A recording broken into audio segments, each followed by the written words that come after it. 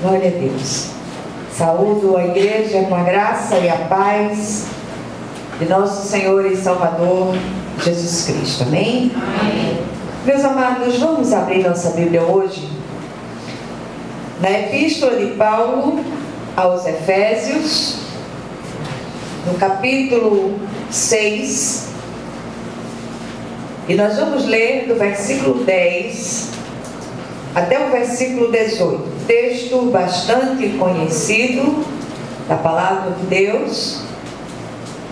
Várias mensagens já foram ouvidas nesse texto, mas eu creio que o Senhor há de falar de modo muito especial nesta noite, através desse texto, em nome de Jesus.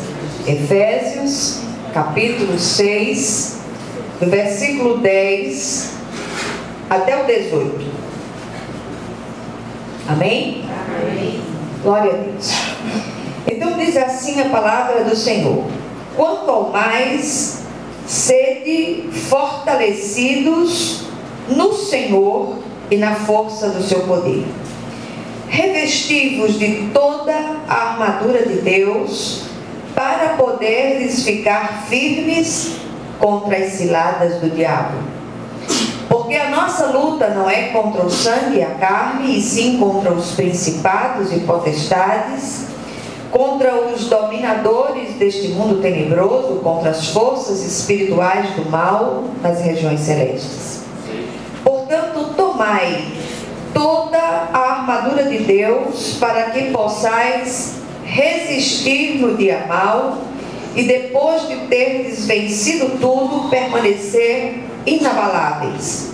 Estai, pois, firmes, cingindo-vos com a verdade, vestindo-vos da couraça da justiça, calçai os pés com a preparação do Evangelho da paz, embraçando sempre o escudo da fé, com o qual podereis apagar todos os dardos inflamados do maligno. Tomai também o capacete da salvação e a espada do Espírito, que é a palavra de Deus, com toda oração e súplica, orando em todo tempo no Espírito, e para isto vigiando com toda perseverança e súplica por todos os santos. Amém? Amém. Vamos orar mais uma vez. Senhor nosso Deus e Pai Celestial, nós te louvamos e bendizemos o teu santo nome. Rogamos a ti que o Senhor venha ministrar aos corações, que nenhum de nós saia daqui da mesma maneira, mas que o Senhor, de modo muito vivo, muito especial, que o Senhor possa abrir nossos olhos e ouvidos espirituais, iluminando os olhos do nosso entendimento, para que nós possamos compreender aquilo que o Senhor verdadeiramente deseja ministrar a cada um de nós. Que seja assim em nome de Jesus, e na autoridade de Jesus nós já repreendemos toda a ação, todo o poder e toda a ingerência do mal, em nome de Jesus. Amém? Glória a Deus. Meus irmãos, esta semana foi uma semana difícil para muitos de nós. E curiosamente foi uma semana onde nós começamos a orar junto com a igreja. Começamos um tempo de oração durante esse mês, pedindo que o Senhor estivesse trazendo para nós discernimento e sabedoria.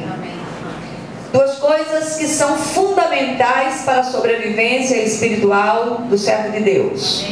E nós temos percebido que tem faltado isso no meio do povo de Deus. Tem faltado sabedoria, tem faltado discernimento. Os crentes parecem que vivem de uma forma alienada, não percebem as coisas que estão acontecendo à sua volta. Os dias são maus, e eu não estou trazendo uma palavra pessimista, mas uma palavra profundamente realista daquilo que tem acontecido nos nossos dias. Nunca se viu tanta perseguição, nunca se viu tantas coisas que têm sido voltadas e contra o povo de Deus, e para isto nós precisamos aprender a abrir os olhos espirituais e compreender aquilo que está acontecendo no mundo espiritual. E para isso precisamos de discernimento, e uma vez recebido esse discernimento, nós precisamos de sabedoria para saber agir nas situações. Nós pregamos num texto da primeira oração de Paulo aos Efésios, nesta mesma epístola. Depois trouxemos um texto que está no Salmo 119, versículos 18 e 27. E hoje eu queria voltar para a epístola de Paulo, retomar a ideia do apóstolo ao escrever essa epístola. Essa epístola é uma encíclica, é uma carta circular que foi escrita não só à igreja de Éfeso, mas a todas as igrejas da Ásia Menor. Ela foi lida em todas as igrejas. E ela fala da igreja como o corpo de Cristo sobre a terra, com a autoridade dada pelo Senhor. E Paulo começa a epístola bendizendo Deus e Pai de nosso Senhor Jesus Cristo por todas as bênçãos concedidas à igreja. E ele segue falando sobre essas bênçãos. Depois ele começa a falar a respeito da santificação necessária ao povo de Deus. Santificação, ela gera autoridade, e a autoridade gera vida abundante. Paulo ora no início, depois faz uma outra oração, me parece que no capítulo 3, e quando ele chega no capítulo 6 da epístola, depois de dar várias instruções a esposas, a maridos, a filhos, a todas as pessoas, de uma maneira geral, ele chega no capítulo 6 e se torna extremamente prático com relação a algo que tem sido negligenciado, que é a batalha espiritual. Aliás, em relação à batalha espiritual, existem duas correntes: ou aqueles que vêem o inimigo em todas as coisas, ou aqueles que negligenciam as suas ações. Então, nem tanto ao mar, nem tanto à terra. O povo de Deus precisa ter seus olhos espirituais abertos para discernir verdadeiramente, para não ser menino na fé e achar que tudo é o adversário. Mas eu quero dizer a vocês que muitas coisas que estão acontecendo hoje tem um dedo do nosso adversário no meio, e nós precisamos estar com os olhos bem abertos com relação a isso. Estamos engajados numa guerra, estamos no meio dessa guerra, a qual nós não somos voluntários, nós somos arregimentados por Deus, pelo grande general, para que sejamos bons soldados de Cristo. E a pergunta dessa noite: será que nós estamos prontos, preparados para essa batalha, para essa guerra espiritual? Eu acredito que não. Poucos são aqueles que discernem, poucos são aqueles que usam de sabedoria em relação a essas coisas. Então eu queria chamar a atenção da igreja para 3 frentes de batalhas que nós enfrentamos. Primeira é o mundo. Segunda, o diabo. Terceira, a carne. São os 3 inimigos que se levantam com uma fúria muito grande contra nós. Trabalham em unidade. O mundo ao qual é referido na palavra é o sistema à nossa volta, que nos oferece todos os leques de opções para pecar, para fazer todas aquelas coisas que são contrárias à vontade de Deus. Depois vem o adversário, o nosso inimigo, que é o diabo, que é o velho homicida, o ladrão, o destruidor, o mentiroso, o acusador dos irmãos. Ele vem dar aquele empurrãozinho legal e diz: olha, aceita essa opção, aceita essa oferta que o mundo está te fazendo, isso não tem nada demais, vai, faz isso. Mas eu queria chamar a atenção da igreja que o terceiro inimigo, que é a nossa carne, a velha natureza, a herdada de Adão, essa natureza, com suas inclinações, ela coopera com o mundo e com o diabo. E o adversário, ele anda ao derredor, como bem mostrou o apóstolo Pedro, e ele fica à espreita de uma oportunidade para que as nossas inclinações façam aquilo que o mundo e ele desejam. Então é preciso discernimento, é preciso sabedoria para aprender a matar a carne de fome. E quando nós olhamos para aquilo que está acontecendo à nossa volta, esta semana uma irmã me falou de um vídeo, e esse vídeo acabou chegando ao meu conhecimento, e eu enviei esse vídeo para algumas pessoas da igreja. Esse vídeo é uma palestra feita por uma assessora parlamentar. Essa mulher é uma pastora, ela é advogada e mestre em educação. E ela tem um conhecimento daquilo que está acontecendo nos bastidores da política, aquilo que está acontecendo e que está sendo preparado para atingir, sobretudo e especialmente, as nossas crianças e os nossos jovens. E eu enviei esse vídeo para alguns irmãos e adoeci com o conteúdo do vídeo. É muito sério. E quando eu comecei a ouvir o vídeo, eu não consegui assistir até o fim, porque eu passei muito mal. Mas é preciso que a igreja se levante, a igreja ore, a igreja clame por aquilo que está se preparando. Nós vivemos num tempo onde o certo é o errado, onde o bonito é o feio, onde o aprumado é o torto. Tudo parece estar virado de cabeça para baixo. Eu nunca vi tanta loucura como nos dias atuais. E eu fico pensando nas nossas crianças, eu fico pensando nos nossos jovens, o que esperar desse mundo? Claro que a gente olha para tudo que está acontecendo na perspectiva da segunda vinda de Jesus. Tudo que está acontecendo não é outra coisa senão sendo sinais, ecos da segunda vinda. Mas ao mesmo tempo, como igreja, nós precisamos fazer a diferença. Há uma tentativa de criminalização do cristianismo. É algo que eu nunca ouvi na minha vida, eu nunca vi uma coisa semelhante acontecer. Eu estava ouvindo um relato de alguém que me falou ontem que alguém estava com uma camisa, com o pai, a mãe e o filho, a família inteira, e essa família foi abordada porque estava agredindo aquilo que eles chamam de nova família. Meus irmãos, isso é sério demais. E nossa luta, ela não é contra sangue e carne, ela não é contra pessoas. A nossa luta é contra forças espirituais do mal das regiões celestes.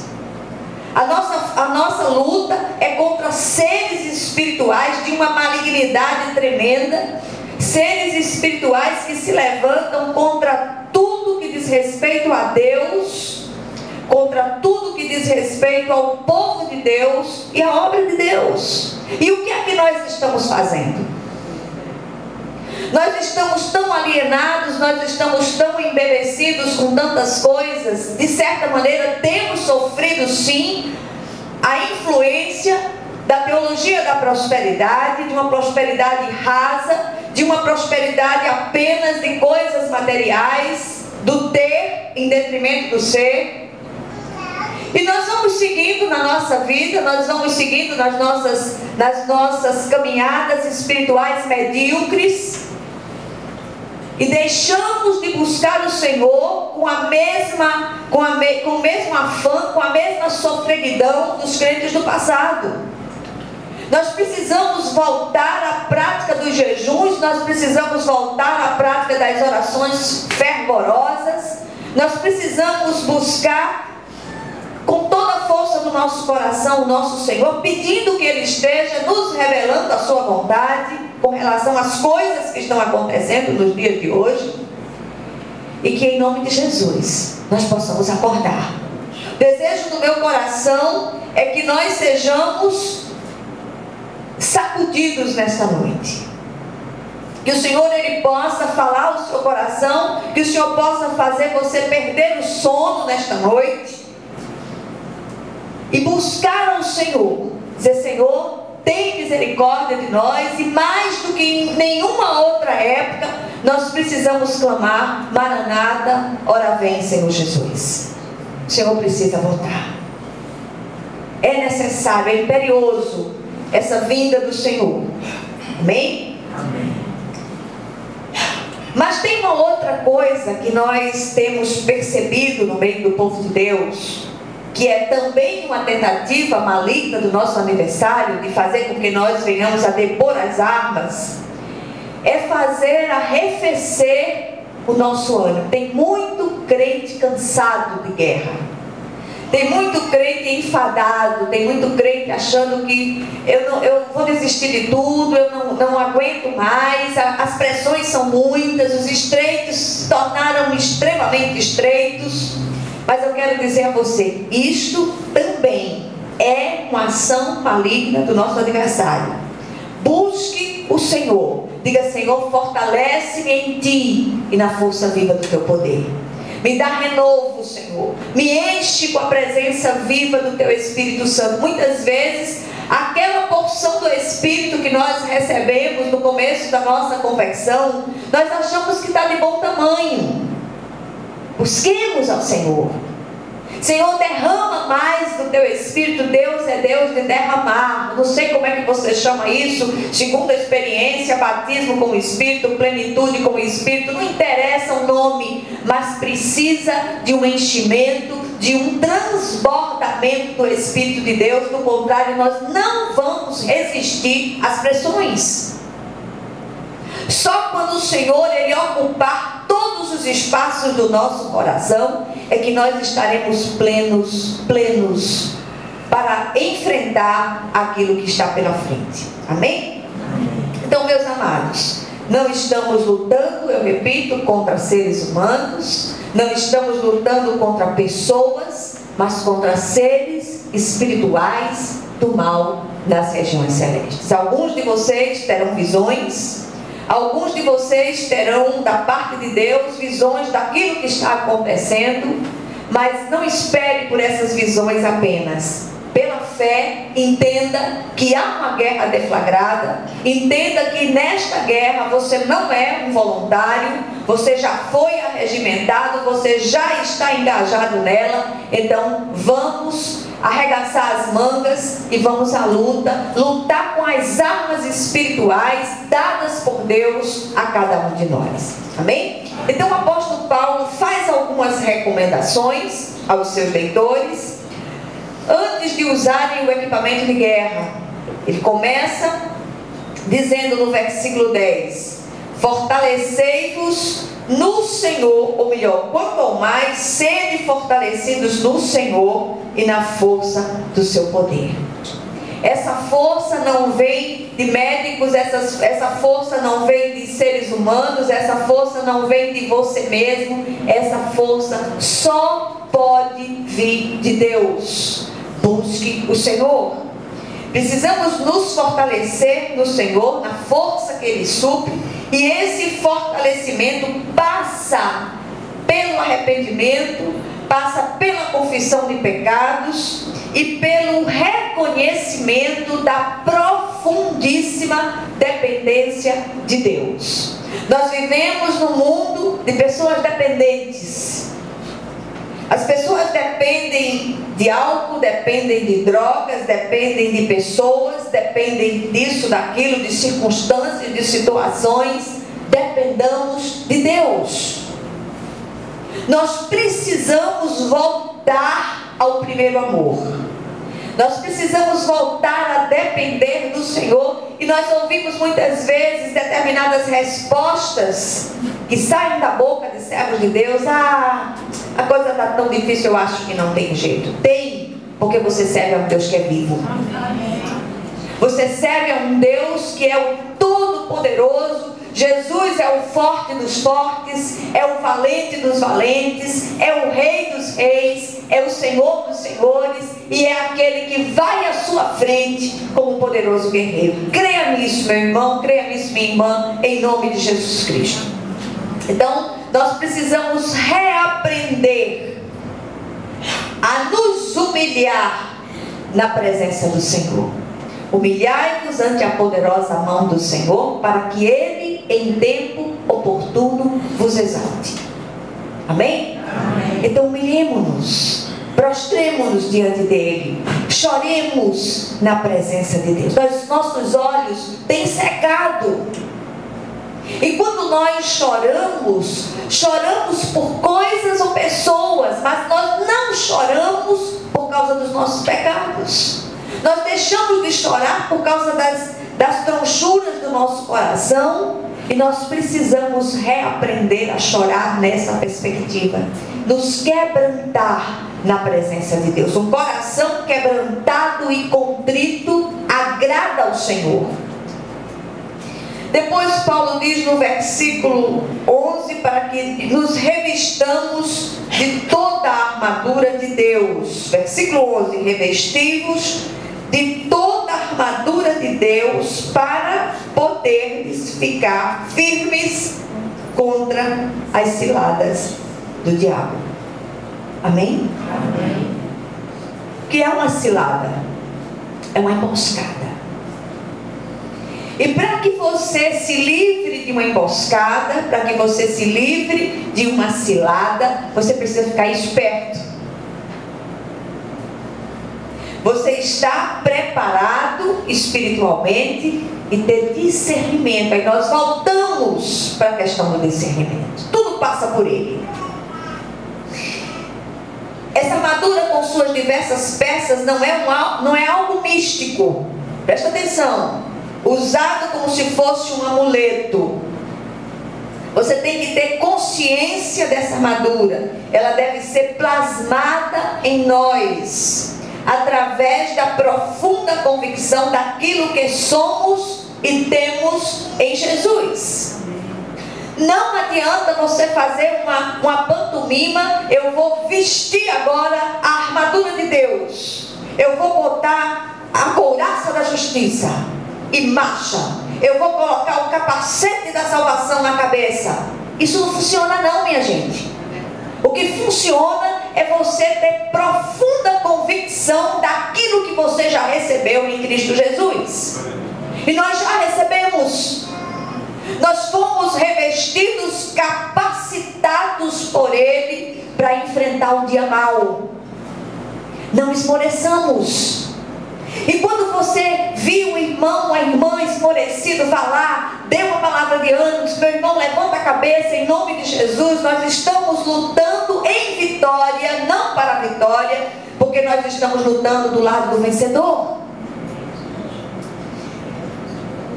Depois Paulo diz assim: estamos lutando contra um inimigo astuto. Ele avisa isso, ele arma essas ciladas. As admoestações de Paulo indicam que o adversário é astuto, ele fica à espreita. Não devemos subestimar sua capacidade de persistência. Ele não desiste nunca, apenas muda de estratégia. Ouviram isso? Ah, mas eu estou tão em paz, essa perseguição acabou. Quando a paz se instalar, redobre a vigilância. E a gente tem visto acontecer isso muito com o povo de Deus. Isso é meninice espiritual. Quando as coisas se aquietarem, abra os ouvidos espirituais, abra os olhos espirituais. As trevas não descansam. E eles apenas mudam a estratégia. Isso aqui não deu certo, vou tentar isso. É tanto que o adversário, a posição dele é ao derredor. O infeliz, ele não tem labirintite, porque se ele tivesse, ele não vivia rodando ao nosso redor o tempo todo. Não tem. Então, em nome de Jesus, não perca isso de vista. Abra seus olhos espirituais. Peça que o Senhor lhe dê visões de Deus, em nome de Jesus Cristo. O cristão não pode se dar o luxo de ignorar os desígnios. Em quarto lugar, Paulo diz: a nossa luta não é física, versículo 12, porque a nossa luta não é contra o sangue e a carne, sim contra os principados e potestades, contra os dominadores deste mundo tenebroso, contra as forças espirituais do mal nas regiões celestes. Amém? Amém. Então, tem um comentarista bíblico chamado Charles Williams, e ele propõe a seguinte tradução para esse versículo. Ele diz o seguinte: pois nossa luta não é somente contra inimigos humanos, mas contra os governantes, autoridades e poderes cósmicos deste mundo tenebroso, ou seja, contra os exércitos de espíritos do mal que nos desafiam na luta celestial. Então o termo luta aqui indica que não somos meros espectadores. Mais uma vez eu trago essa ideia para a igreja: não somos meros espectadores. Essa luta não é minha, isso não é verdade. Estamos engajados nela até a raiz dos cabelos, aliás, até a ponta dos cabelos. O meu é tão encaracolado, mas enfim, quem tem os cabelos compridos feito de Rosiane é do dedão do pé até a ponta dos cabelos. Tem jeito. Você está engajado nessa luta. Amém? Então Paulo agora, ele começa a apresentar a roupa de guerra, os equipamentos e a postura que devemos ter em relação a essa guerra. Presta atenção em nome de Jesus. Precisamos de armas ofensivas e defensivas para lutar e prevalecer contra o nosso adversário. E só poderemos fazer isso pela fé. Os dias são maus, o inimigo é mau, mas se Deus é por nós, quem será contra nós? Então, a primeira peça dessa armadura, e Paulo usa sempre uma ilustração militar, porque ele mesmo estava preso, com um soldado romano do lado, e os seus leitores também estavam acostumados às figuras militares. E a primeira peça que ele propõe é o cinto da verdade. Versículo 14: estai, pois, firmes, cingindo-vos com a verdade e vestindo-vos da couraça da justiça. Couraça da justiça já é a parte B do versículo, mas nós ficamos com a parte A, que é o cinto da verdade. O cinto mantinha unidas as outras peças da armadura. A verdade é o elemento de integração na vida do cristão vitorioso. Quero chamar sua atenção aqui demais. Como cristãos, somos seguidores da verdade, com letra maiúscula, e essa verdade é uma pessoa chamada Jesus. E a menos que pratiquemos a verdade, não podemos usar a palavra da verdade. Quando a mentira entra na vida do cristão, e não existe mentirinha ou mentirona, existe mentira, tudo começa a desintegrar-se. Comunhão com Deus, saúde, finanças, relacionamentos e por fim a comunhão com a igreja. O que mente o faz sob a eficácia de Satanás, que é o pai da mentira. Nunca vi tanto crente mentiroso. Misericórdia mesmo. Você quer ver uma coisa? Olha, estou chegando. Passa 2 horas para o sujeito chegar. Olha, eu não estou bem não, eu estou meio adoentado. Mentira, o sujeito está no shopping. Aí não foi para o trabalho e telefona para o patrão dizendo isso. Isso é mentira. E tantas situações corriqueiras, diga que eu não estou. Mentiroso é filho do diabo. Entendeu o que é que eu desenho? Se for para eu desenhar, vai ser um desenho horrível, mas enfim. Mentiroso é filho do diabo.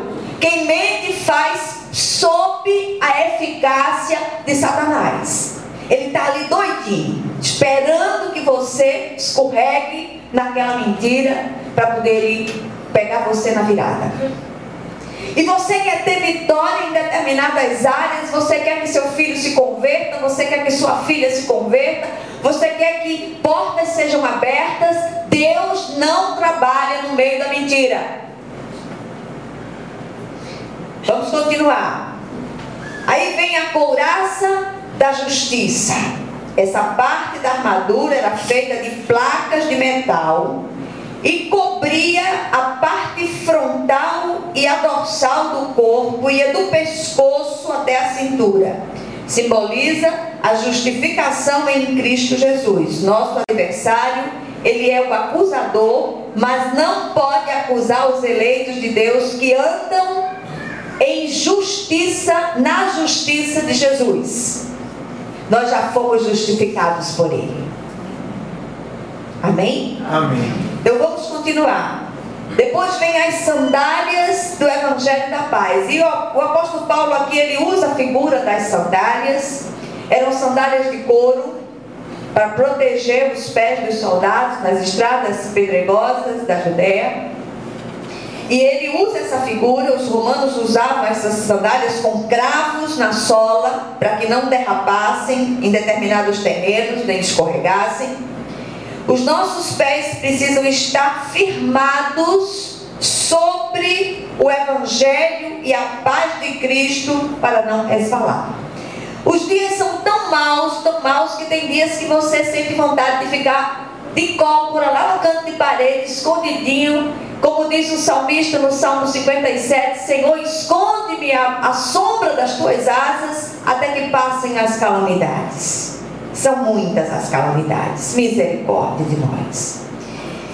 E aqui fala da paz sobrenatural que o Evangelho proporciona, bem como da prontidão para andar no caminho e anunciar as boas novas do Evangelho. Então essas sandálias, elas falam sobre isso. Você tem estado preparado, você tem estado nesta prontidão para anunciar o Evangelho de Cristo? Você tem estado nessa prontidão para falar àqueles que estão à sua volta? Eu quero chamar a sua atenção para o fato de Deus ter colocado você em lugares estratégicos, dentro daquela faculdade, dentro daquela empresa, dentro daquele banco, dentro daquela repartição. Deus colocou você estrategicamente ali, não para que você fosse apenas um bom profissional. Isso é importante, mas não é tudo. O Senhor colocou você ali para que você florescesse onde você está plantado. As sandálias do Evangelho da Paz estão calçadas nos seus pés. Há essa prontidão para anunciar o Evangelho. Que Deus possa estar ministrando essa palavra ao seu coração. Aí vem o escudo da fé. Versículo 16: embraçando sempre o escudo da fé, com o qual podereis apagar todos os dardos inflamados do maligno. Esse escudo grande media 1,20 m por 60 de largura, era feito de madeira e revestido de couro. O soldado segurava diante de si para proteger-se de lanças, flechas e dardos inflamados. E há uma coisa curiosa que eu descobri nesse escudo: ele tinha um encaixe. Era possível uma fileira inteira de soldados com seus escudos encaixados marchar como se fosse uma grande parede humana de forma ofensiva contra o adversário. E Paulo associa esse escudo com a fé.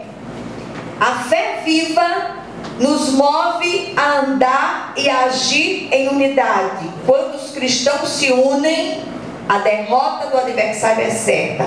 Um reino dividido não subsiste, disse Jesus.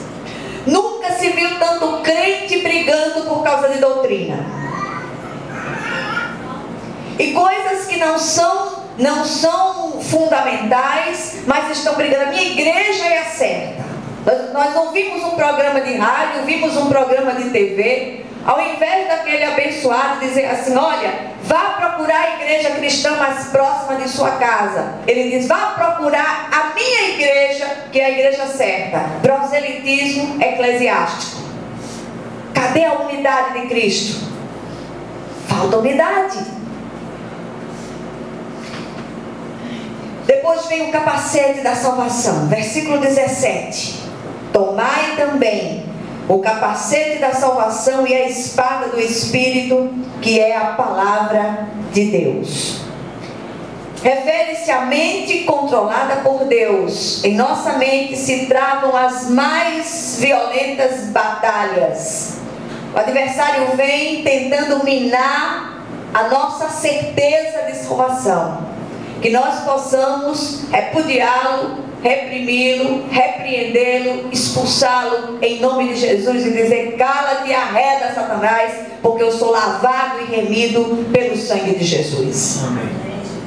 Amém? Precisamos ser instruídos na palavra da verdade, na palavra da salvação, para que com ela nós possamos investir contra o nosso adversário. Essa arma, ela é defensiva, mas ela é também ofensiva, como a espada do Espírito que nós vamos ver agora. Parte B do versículo. Essa espada é a palavra de Deus, é a arma que Deus nos dá como arma de defesa. Quanto mais conhecemos a palavra de Deus, mais fácil fica detectar as mentiras do adversário. No momento da salvação vestimos essa armadura, mas precisamos nos apropriar dela a cada dia. Todos os dias há um ajuste a fazer. Há um ajuste em cada uma dessas áreas. Cheque a sua fé, como é que está a sua fé hoje. Cheque a certeza da justificação em Cristo Jesus. Cheque aquilo que Deus fez com relação à verdade na sua vida. Cheque as peças da armadura dia após dia. Em sétimo lugar, Paulo fala da postura de guerra, que é a oração e a vigilância constante. Versículo 18, ele diz: com toda oração e súplica, orando em todo o tempo no Espírito, e para isto vigiando com toda perseverança e súplica por todos os santos. Ore, vigie, clame, busque em todo o tempo. Paulo falando aos Tessalonicenses diz: orai sem cessar. Essa oração em espírito tanto pode ser uma oração em mistério, em línguas estranhas, como pode ser uma oração silenciosa, você com o Senhor. Amém? Amém. Glória a Deus. Então, estar em sintonia com o trono da graça, em comunhão com o Senhor, orar no Espírito pelo poder e direção do Espírito Santo, essa oração vigilante, oração perseverante, não desistir da luta e lembrar de orar por todos os santos, por todos os irmãos que têm passado por momentos difíceis, por estreitos estreitíssimos. Conclusão, o que é que nós aprendemos aqui? O sangue de Jesus derramado na cruz do Calvário é o fundamento da nossa autoridade. O que fazer para se habilitar para essa peleja e prevalecer? Quem pode usar a armadura de Deus? Os que nascem de novo e se santificam. Os que nasceram da água e do Espírito. Terceiro lugar, conhecimento de Deus e a prática da sua palavra geram santificação. Santificação gera obediência.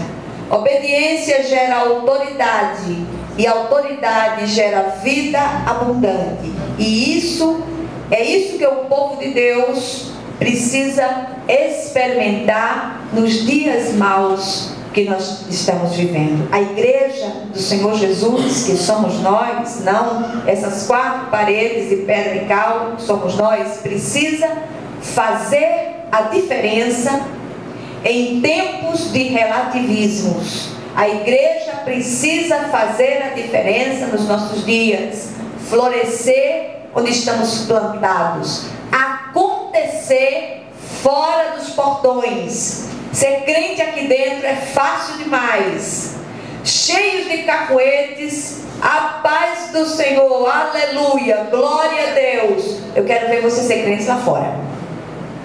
Amém? Que o Senhor ele possa ministrar, continuar ministrando ao seu coração essa santa palavra, e que nós saiamos daqui de uma maneira diferente da que entramos, em nome de Jesus. Pastor Abraão.